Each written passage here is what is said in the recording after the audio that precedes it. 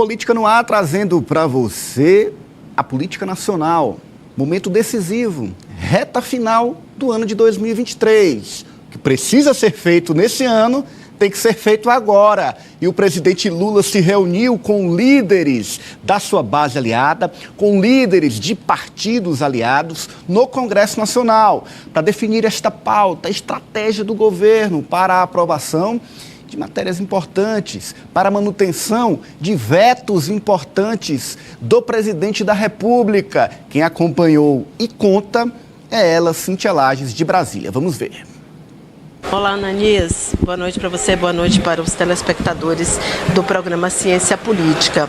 Olha, o dia, essa segunda-feira aqui em Brasília, começou com uma reunião entre o presidente Lula e líderes no Congresso Nacional. Estavam aqui mais cedo o líder na Câmara Federal, que é o deputado José Guimarães, e o senador Randolfo Rodrigues, líder no Congresso Nacional. Durante a entrevista aos jornalistas, Randolfo Rodrigues garantiu que o governo segue lutando para a manutenção dos vetos, como eu já havia mencionado na semana passada, e que todos os senadores da base aliada, senadores e deputados, parlamentares, aliás, toda a equipe de articulação política do governo federal está trabalhando muito nesses últimos dias antes do recesso, não só para tentar manter aqueles vetos do presidente Lula, veto da desoneração, do marco temporal, como também para garantir a aprovação dos nomes que passarão pela sabatina no próximo dia 13. Tá, inclusive, o líder do governo, o senador Randolfo Rodrigues, fala. Vamos ver. Acabou-se o funcionamento da nova regra fiscal. Então, a posição que sustentaremos, que é a posição que nos foi orientada para a liderança do governo no Congresso, para a sessão do Congresso, é de defesa de todos os vetos que foram postos pelo presidente da República. Mas vocês acham que vocês vão conseguir manter?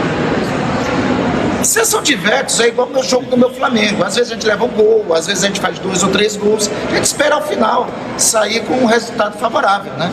E eu estou consciente que com o trabalho que nós vamos ter nessa semana, tanto na Câmara quanto no Senado, nós vamos sair vitoriosos na sessão do Congresso. Leva um golzinho aqui, leva outro golzinho acolá, mas consegue um resultado favorável, enfim. E as conversas? Tá aí, senador Randolfo, bem humorado, inclusive. O governo vai tomar alguns gols, Alessio. O mais importante é, no final da partida, vencer. E aí, dentro desses gols, tem na pauta o veto à desoneração da folha, tem na pauta o veto às mudanças no marco temporal e as 2 indicações, Dino para o STF e Gonê para a PGR. Qual é a sua projeção? Qual vai ser gol a favor do governo e qual vai ser gol contra aí na sua avaliação? Olha, Ananias, amenizou um pouco a situação, né, de algumas perdas que o governo teve esse ano, principalmente agora no final de 2023, mas colocou aí uma expectativa positiva, né, para as últimas aprovações que agora o Congresso vai analisar. Eu coloco como principal dos pontos que devem ser analisados, Ananias, a aprovação, porque a gente tem acompanhado senadores da oposição apontando que vão votar de forma contrária à indicação de Flávio Dino, e a gente sabe que a oposição, principalmente PL e republicanos, tem uma bancada robusta, tem muitos senadores, e que pode acabar influenciando, não determinando o resultado, que na minha avaliação já está praticamente carimbado. Flávio Dino vai ser aprovado na CCJ, juntamente também com Paulo Gonê. Ele já nem se fala mais sobre essa dúvida de aprovação ou não. Mas, no meu ponto de vista, Ananias, eu acho que o principal ponto, entre esses que estão sendo debatidos e pedidos também com uma certa prioridade pelo presidente Lula, é justamente essa indicação, porque uma derrota de Flávio Dino na CCJ representaria, não só na CCJ, mas também no plenário, representaria uma derrota clara para o presidente, que inclusive está envolvido também já nas negociações para conseguir o maior número possível de votos.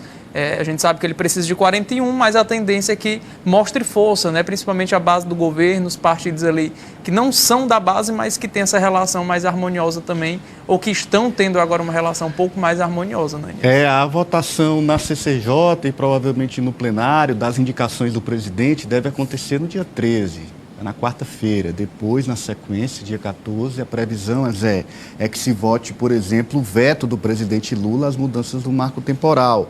E aí há, inclusive, mobilização de povos indígenas para protestar pela manutenção dos vetos. E aí a gente chama a atenção para essa pauta aqui no Ciência Política do que pode representar esta derrubada dos vetos para o país, para o povo indígena. Osmando? Olha, essa questão do marco temporal, eu tenho minhas dúvidas sobre a aprovação, a tranquilidade na aprovação, porque o lobby é muito poderoso no Congresso e talvez até como uma compensação para a aprovação de medidas de interesse do arcabouço fiscal, de medidas de interesse, por exemplo, da desoneração, manutenção do veto, da desoneração da folha, que o presidente já sinalizou para o ministro Haddad, que para ele já apresentar alternativa para isso. Então, acho que talvez o Congresso, com a gente conhecendo o Congresso como imaginamos conhecer e não conhecemos, é verdade, poderá se render ao lobby e criar dificuldades para a manutenção, para a aprovação para a derrubada do veto do presidente ao marco temporal. Eu sinceramente tenho dúvidas sobre isso. Aí, vamos acompanhar a semana decisiva, como eu disse. O que precisa ser feito tem que ser feito agora. Essa semana, no máximo na próxima, o Congresso está concluindo essas votações de pautas importantes para o país e o governo está atento, mobilizando a sua liderança. Agora a gente